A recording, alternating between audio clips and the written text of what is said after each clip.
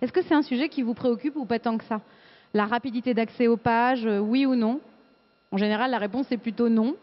Et est-ce que, parce qu'on se dit, voilà, j'ai un hébergeur, attends, ça va, c'est son travail, j'imagine bien qu'il s'en occupe pour moi. Erreur. Oui, en général. Erreur, je crois, non? Enfin, erreur, Catherine, peut-être pas d'une manière aussi grave. Non, mais voilà, donc moi, c'est un sujet, j'ai découvert ça en découvrant la solution, quand François m'en a parlé, que, en fait, même quand on est un petit site e-commerce, c'est pas quand on a des hordes de visiteurs sur son site qu'il faut commencer à se préoccuper de l'accessibilité, c'est au tout début, même avant qu'on crée son site. C'est ça l'idée? Alors, avant qu'on crée son site, effectivement, se préoccuper de l'accessibilité du site, puisqu'effectivement, par rapport à tout ce qui a été décrit tout à l'heure, ce qui est fondamental, c'est de permettre aux internautes d'arriver jusqu'à l'information que vous allez communiquer et qui plus est d'arriver jusqu'à l'acte d'achat. Ça, c'est fondamental. Donc, en amont, le fait de pouvoir préparer cette initiative, donc lors de l'élaboration du site, mais même si vous passez par un prestataire extérieur, le prestataire extérieur, bien sûr, il va vous garantir que votre site va être disponible, accessible. Oui, parce que j'ai un contrat avec mon hébergeur, ça me coûte quand même un peu d'argent, j'espère quand même qu'il se préoccupe du sujet. Qu'est-ce que vous apportez en plus? Il s'en préoccupe. Le problématique, c'est que vous, en tant que client final, vous n'aviez pas les moyens jusqu'à présent de pouvoir vérifier, de pouvoir contrôler les informations qui vous étaient diffusées. C'est-à-dire que votre prestataire vous indique effectivement qu'il n'y a aucun souci, les pages sont accessibles, quelle que soit l'heure, quelle que soit la journée, quel que soit le nombre d'internautes, et vous êtes obligé de faire un chèque en blanc, si je peux m'exprimer ainsi, donc de le croire sur parole. Mais est-ce que la rapidité...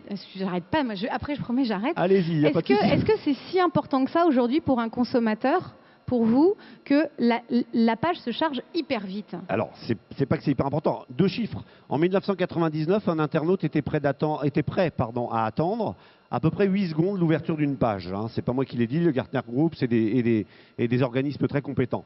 En 2006, il était prêt à attendre 4 secondes.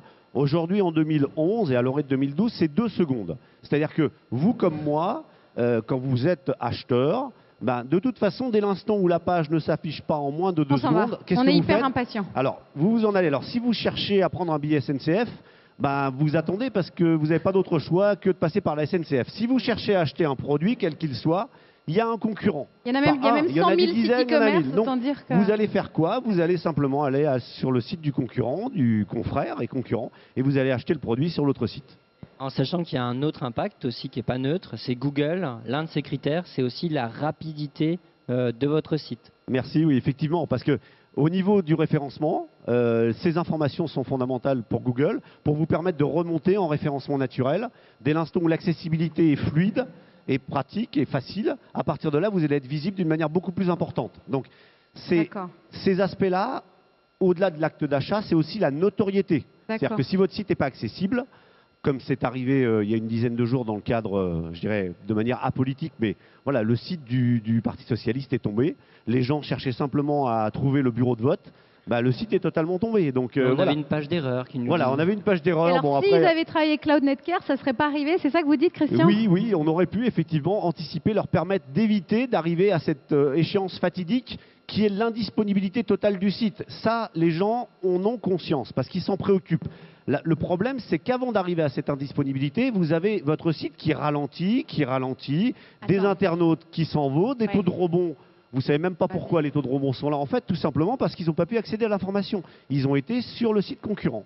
Alors, ce qui est fabuleux, Christian, aussi, c'est ça qu'il faut peut-être que tu nous expliques. Avec plaisir. C'est la technologie qu'il y a derrière. Vous êtes capable de simuler des centaines, voire même des milliers d'internautes qui vont aller à l'assaut du plus petit site e-commerce parce qu'encore une fois, on va en parler après, on a testé cette solution avec un petit e-marchand qui s'appelle Direct Optic dans le cadre du Lab e-commerce. Tout à fait. Le plus petit e-marchand, et c'est surtout cela, peut avoir besoin de faire un test comme ça de résistance de son site internet. Exactement. Alors, le plus petit site e-marchand. C'est dans le cas d'un petit marchand qui passe sur TF1, là, parce que vous me dites pas, aujourd'hui, un petit marchand, il a plutôt besoin de faire venir plus de 4 visiteurs sur son site. Non, c'est ça que je comprends pas. Catherine, prenons l'exemple de Direct Optic. Voilà, Direct Optic, c'est un e-marchand, c'est 2 Français qui sont expatriés en Corée.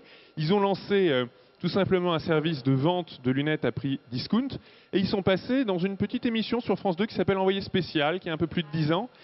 Et là, qu'est-ce qui s'est passé? Leur site a eu le plus grand mal à répondre à la demande. Et alors justement, c'est là qu'intervient la techno que vous avez et qui permet de simuler beaucoup d'internautes, Christian. Alors, peu, beaucoup ou énormément. Pour reprendre l'exemple que tu donnais, François, en fait, préalablement, leur site était tombé dans une campagne qu'ils avaient élaborée. Et là, ils ont utilisé notre outil pour simuler, c'était des estimations qu'ils avaient faites, jusqu'à 150 utilisateurs. Ils voulaient être certains, effectivement, et là, pour le coup, leur hoster leur avait dit, vous inquiétez pas, ça tient. Mais ils ont eu la possibilité avec l'outil de pouvoir vérifier qu'effectivement la disponibilité du site était là. Ok, alors la dernière question, après on va passer à d'autres innovations. Avec plaisir. Voilà, je suis aujourd'hui un site en création ou un jeune site. Qu'est-ce que je peux acheter comme prestation auprès de vous et ça me coûte combien? Alors, déjà, on n'a absolument pas voulu rentrer dans un schéma de rendre dépendant ou captif le client. Donc première étape, il n'y a pas de licence, il n'y a pas d'installation, il n'y a pas de contrainte d'avoir des consultants experts qui vont venir mettre ça en œuvre. L'outil, tel que passé ici derrière, il est simple, il est facile d'utilisation. Les internautes qui l'ont utilisé nous expliquent qu'il leur faut entre 10 et 15 minutes pour être capable de se l'approprier. Et ensuite, au niveau des coûts d'acquisition, pour être capable de faire une simulation jusqu'à 1000 utilisateurs, mais on peut en faire 100 paquets de 10 ou 10 paquets de 100 à la demande, ça coûte 39,90 €. Donc c'est du on-demand.